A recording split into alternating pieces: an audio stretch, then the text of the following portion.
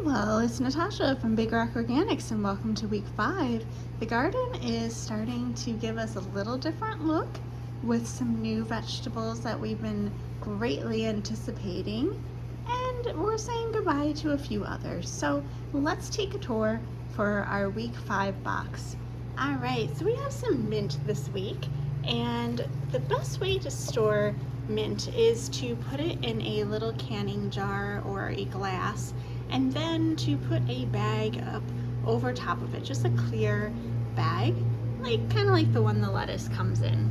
And you just want to store that either in the fridge or on your counter, and it helps to keep herbs nice and fresh. You could also just dry this to use for some point later in the year. It is really refreshing for drinks and things like that, so you could take and make a simple syrup, 50% sugar, 50% water, get that boiling, and then steep your leaves in there, and you can add mint to coffee, to drinks, to even a little bit of water, just to give it a little pick-me-up spritzer. And you can also take and put one in an ice cube and freeze ice cubes with mint in it. So that is the mint, and very excited about that refreshing herb. So we have mint, we also have cilantro. So the cilantro is definitely in abundance, and hope you can chop that up and add that to a cilantro dish. We'll find some recipes for you, because I know it's a lot of cilantro, but it's a great flavor. We need to keep it cutting to keep it growing well, and we can use cilantro in so many different Asian and Latino cuisines, so we'll find some good recipes to use up a lot of that cilantro and help inspire you. I'm thinking there might be some cilantro oil recipes out there that you could freeze and have for a little bit longer, that kind of thing. So I'm gonna research that and get back to you on that. We have soy long cucumbers. These are the weirdest looking cucumbers, but oh my word, they are the most delicious. So give them a good scrub. They do have a few spinies on them. Give them a good scrub with a washcloth, and then keep them in the fridge. I like to keep a little damp washcloth on them, or in a plastic bag. Again, a paper towel with that bag is very helpful, but they are so delicious, and the skin is pretty thin, the seeds are pretty small, so you can use them just as is. Oh my goodness, I love cucumbers and water with mint. You can use cucumbers in so many fresh salads.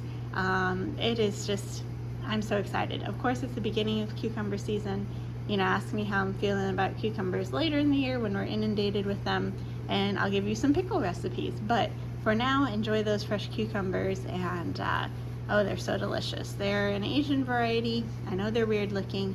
If you're new to them, be brave. They're wonderful. If you've seen them before, they're great. All right, we have some cabbage. So we might have Napa cabbage, or we might have some green cabbage in your box this week. We're gonna take a look through the garden and see what is looking the best size to pick. So whether you get Napa or green cabbage, we've got that. So lots of good recipes. I saw a miso cabbage saute pasta dish that looked really good. I'll have to see if I can find that recipe. I do a very simple, if you're cooking cabbage, do a very simple brown sugar, soy sauce, and what's the last ingredient? Apple cider vinegar. It's like 3 parts in equal quantity. Make a little sauce out of that to toss with your cooked cabbage, onion, and apple that you saute, and that is really good. It's like a sweet sour sauce for the cabbage, which is delicious. And of course, all the fresh things, sauerkraut, coleslaw, etc. Carrots, we are coming up on that carrot row. They're getting bigger every week. They're looking great. To store the carrots long term, because these will last like a month, you just want to cut the tops off so they're kind of short about there. Put them in a plastic bag with a paper towel, seal them up, or container. I like to use Pyrex containers for a lot of my storage in the fridge, so I'm not using plastic bags.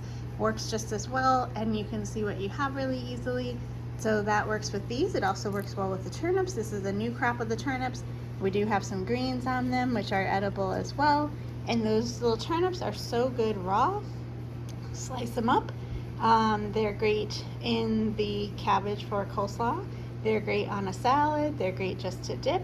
Sometimes it helps if I prep my salads and I do all my dry ingredients. I do lettuce, I do scallions, carrots, turnips, radishes, even cucumber I would consider a dry vegetable, pepper, things like that. And then when I'm getting ready to eat my salad, I add in my wet ingredients, olives, pickled beets, cheese, dressing, meat, etc., whatever I might want to dress it up a little bit.